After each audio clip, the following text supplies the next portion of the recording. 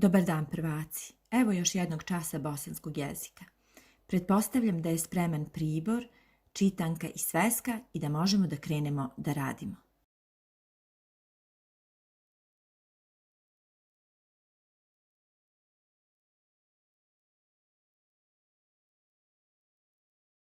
Posmatrajte slike koje se nalaze pred vama. Primjećujete da različiti narodi imaju različite praznike, odnosno različite blagdane. Praznici i blagdani su posebni dani u godini i njihove nazive pišemo velikim početnim slovom. Napišite naslov. Upotreba velikog slova u pisanju naziva praznika i blagdana. Sada ćemo vidjeti kakva je razlika između riječi blagdan i riječi praznik. Riječ blagdan se koristi za vjerske praznike, a to su recimo Kurban Bajram, Ramazanski Bajram, Uskrs, Božić i tako dalje. Riječ praznik se upotrebljava za neke važne dane i događaje iz prošlosti koji se obilježavaju u znak sjećanja i poštivanja. To su praznik rada, dan žena, dan planete Zemlje, dan grada i slično. Mnogo je takvih dana. Tekst koji je pred vama prepišite u sveske. Obratite pažnju na slova pojačana zelenom bojom. Dobro upamtite. Nazive praznika i blagdana pišemo velikim početnim slovom, kao na primjer Bajram, Uskrs, Vidovdan, Božić i slično.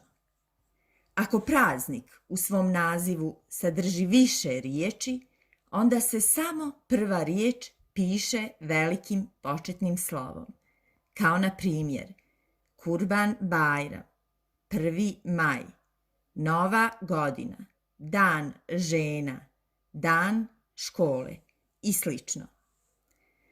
Kada nazivi praznika sadrže vlastito ime u svom sastavu, ono se kao i uvijek piše velikim početnim slovom.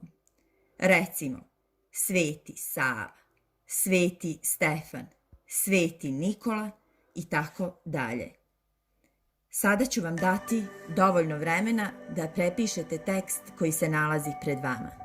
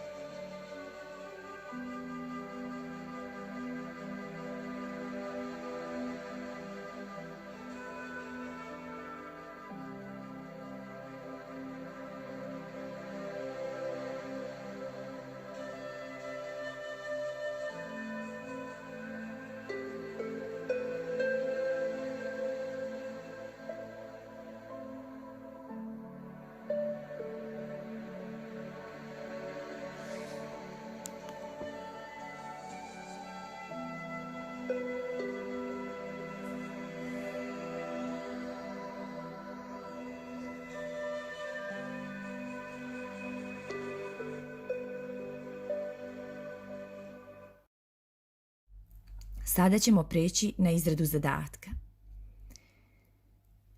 Zadatak kaže: pravilno prepiši tekst. Pazi na veliko slovo.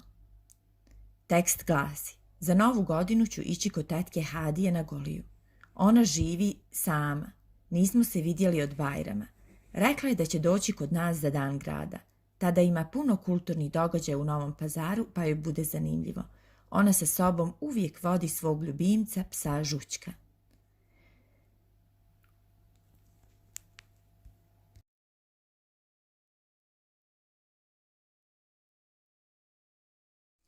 Za domaći zadatak napravi sam ili sama čestitku za Bajram za svog druga ili drugaricu, sestru, brata ili nekog od rodbine.